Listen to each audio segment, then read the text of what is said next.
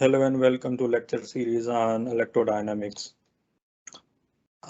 There are problems where the symmetry of the problem usually dictates us to use the coordinate system other than the Cartesian coordinate system. So we have the Cartesian coordinate system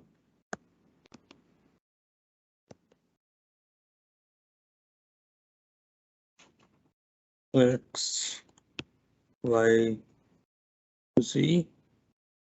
If we have spherical symmetry, say, so in that case, handling the problem with the Cartesian coordinate can be difficult.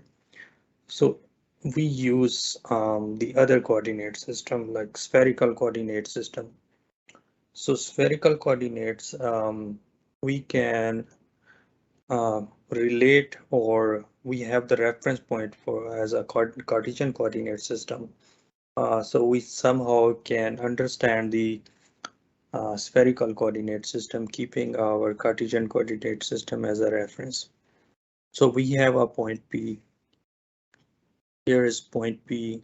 In Cartesian coordinate system, we express it in terms of Cartesian XYZ.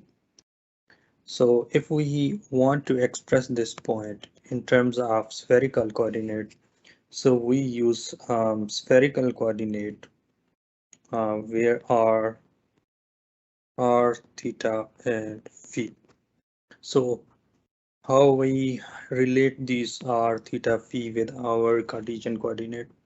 So this distance is r, which is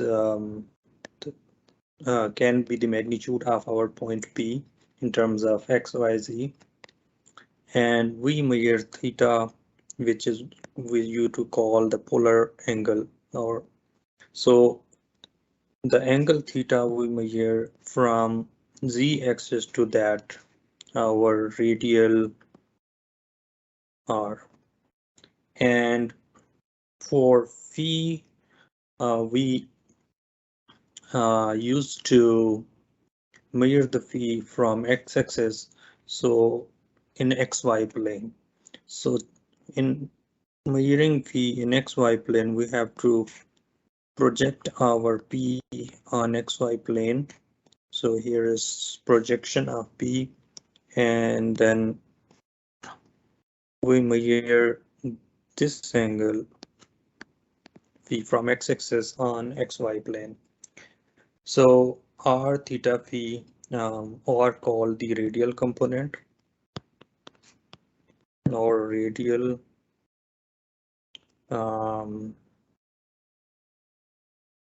vector or position, and theta is polar angle,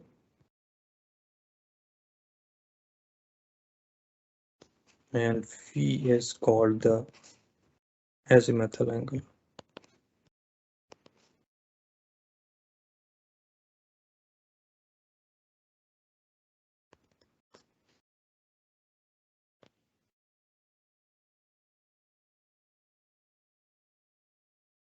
All right. So this is the simplest way to relate to understand how we measure or relate these r, theta, phi spherical coordinate with respect to our Cartesian coordinate system. So we can relate the magnitudes of Cartesian coordinate with these our new coordinate systems r, theta, phi. So if we redraw this XYZ plane,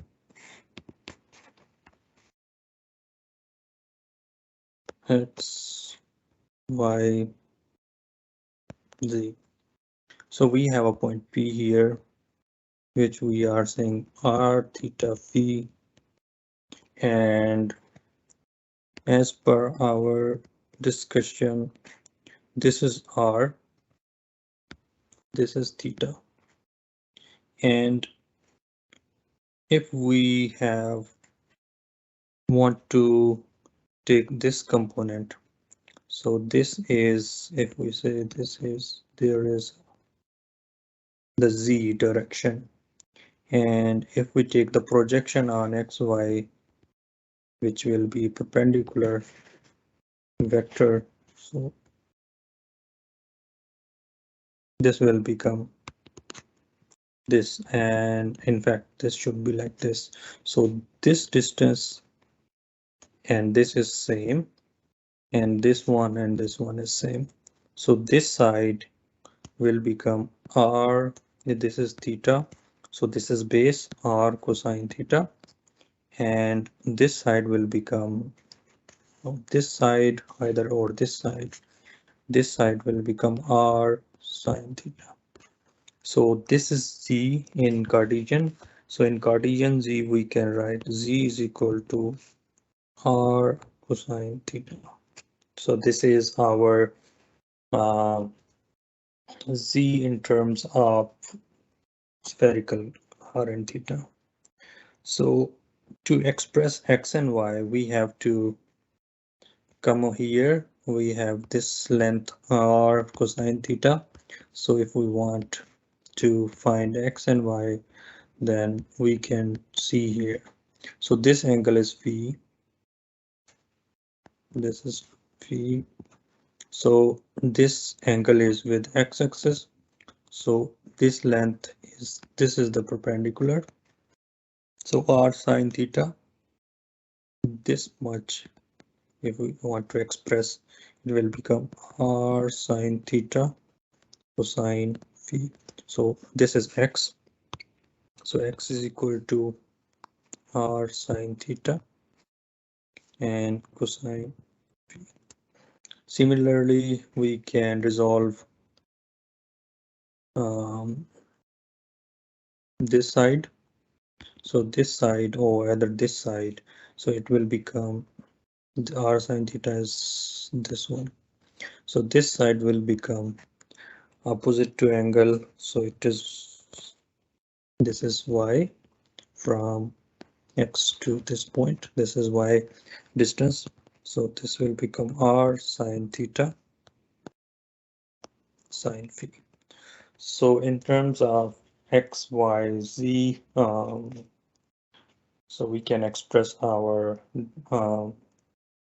in terms of r theta phi, we can express our x, y, z. So the unit vectors for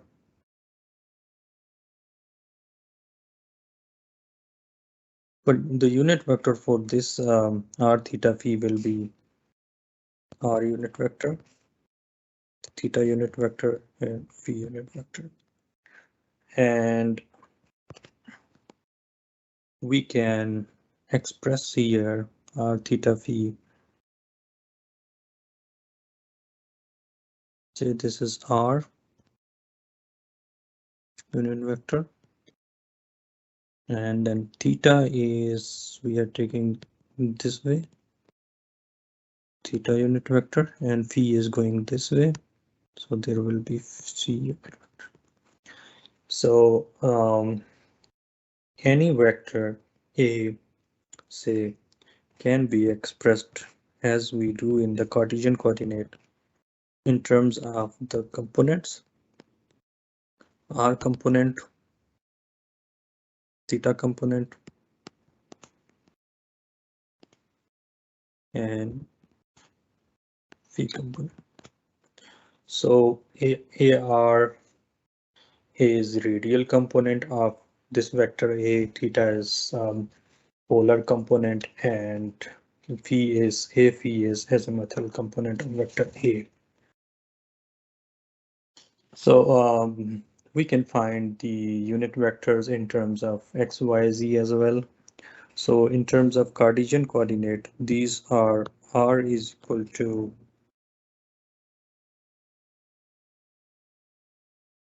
sine theta cosine theta x plus sine theta sine phi y plus cosine theta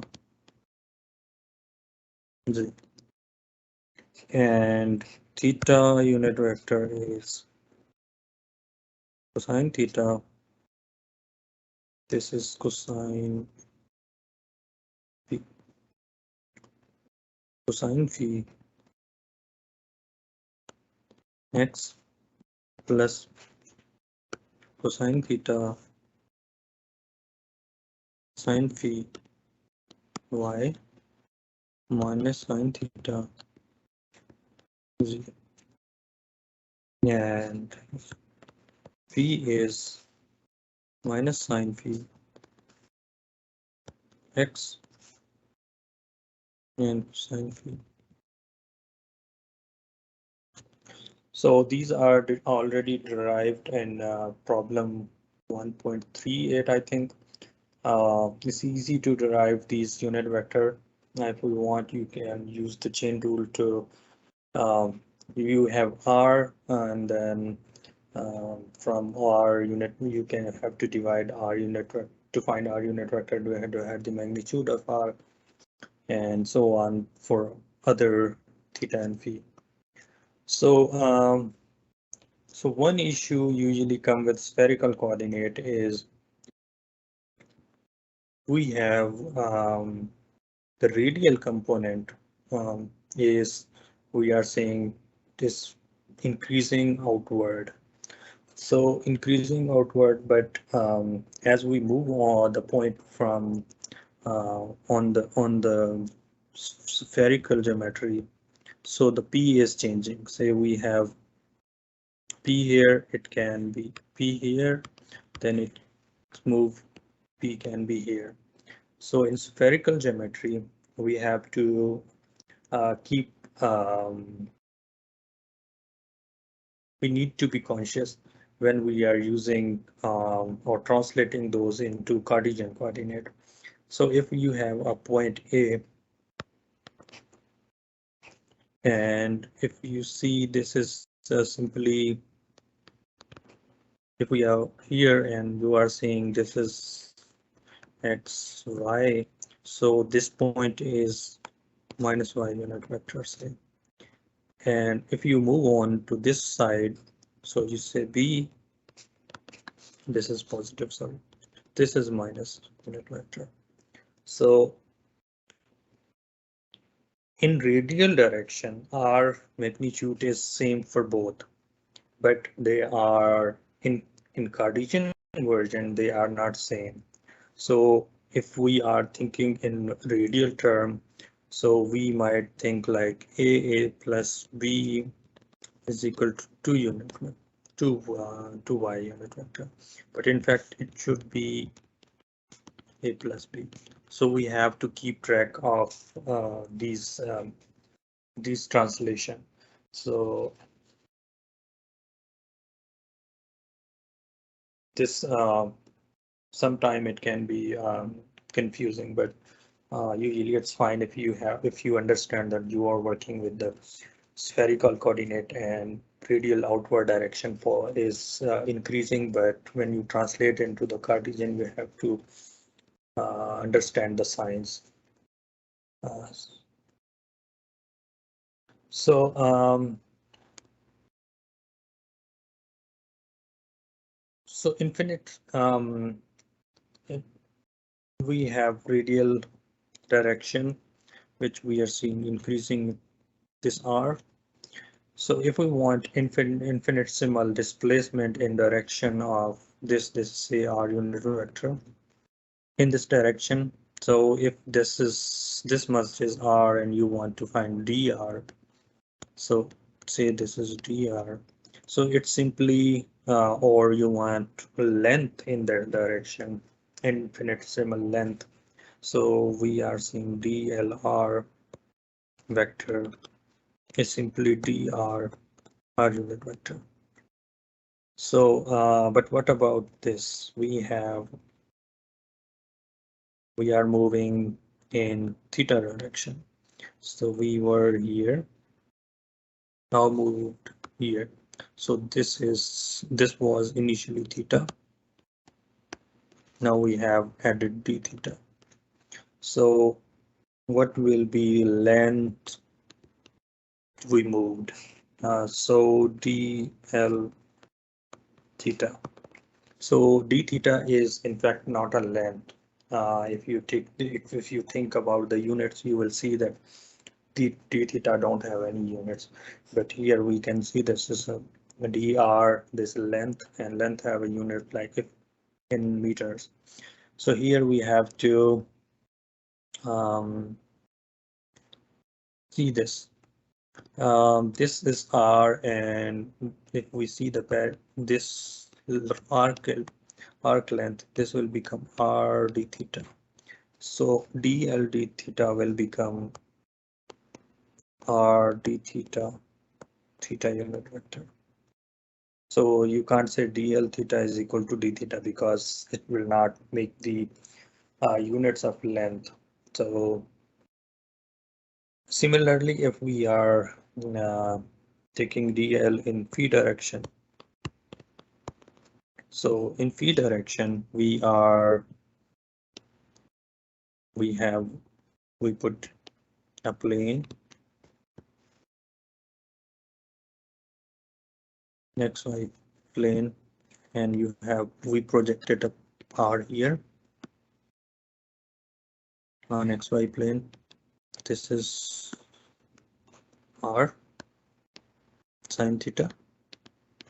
So if we are moving phi here and then we move this vector d phi, we went here. So this is d phi. But what will be the length element here? So this is r sine theta, and then we move d phi. So it will become r sine theta d phi unit vector. And the general infinitesimal displacement vector will be dl is equal to drr plus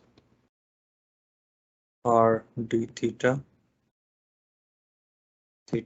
plus r sine theta d phi unit vector. And if we want to find the volume, so for volume we need to multiply all the length element. So dlr, dl theta, and dl phi. So it will become r square sine theta dr d theta and d phi. And for surface, we have to understand which direction we are taking the surface. If we are taking surface perpendicular to r, so in that case, so you have this is a spherical surface, so pointing in r direction. Also in that case, we say dAr is equal to, then we have to integrate other, we have to add the contribution from other two sides or two directions. So it will become dl theta, dl phi, dr, and it will become r square sine theta d theta d phi unit vector. dA theta will become dlr dl phi and theta unit vector. So this surface will be perpendicular to theta direction. R dr d phi theta, and then we have dA phi. So it will become dlr dl theta phi unit vector, and then we have r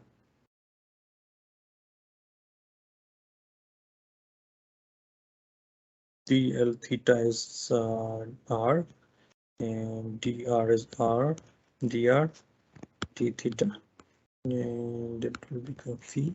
So I think I missed dr. So here I missed sine theta, which will be multiplying here. All right. So we have example 1.13, and we are asked to find the volume of a sphere of radius r, and the volume of a sphere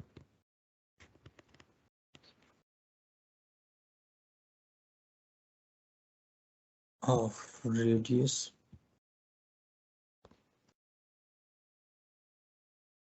r. So we know v is equal to beta integral, and integral is for a sphere. So r is from 0 to less than r is less than r, and theta is from 0 is less than theta is less than pi, and p is 0 is less than phi is less than equal to 2 pi. So we have to integrate over this region for a sphere of r, and it will become 0 to r, 0 to pi, 0 to 2 pi, r square sine theta d theta d dr d theta d phi.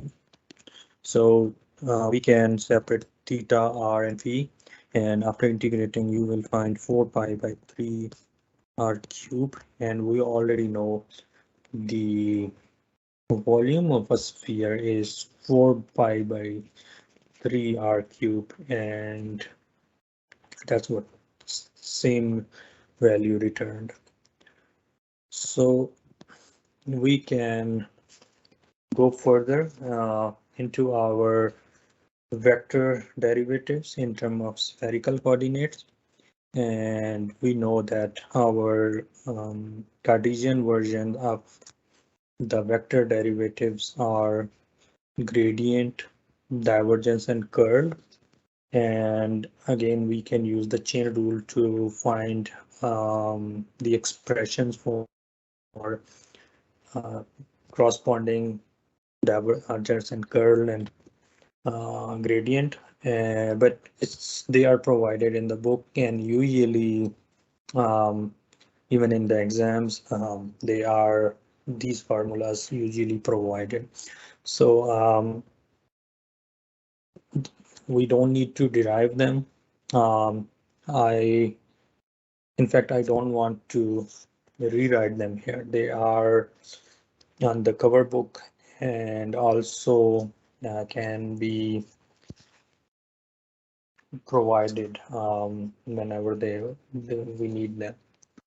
So I can write one only, that is gradient in terms of spherical coordinate is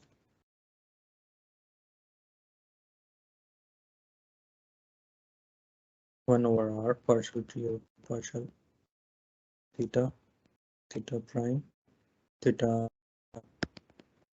unit vector, r sine theta, partial t over partial phi, phi unit vector. So this is gradient in terms of spherical coordinate. Similarly, we can write the divergence curl, Laplacians, and again, they are provided in the book, so we don't need to rewrite them here. We will continue with the cylindrical coordinate in next lecture. Thanks for joining. See you in next lecture. Bye.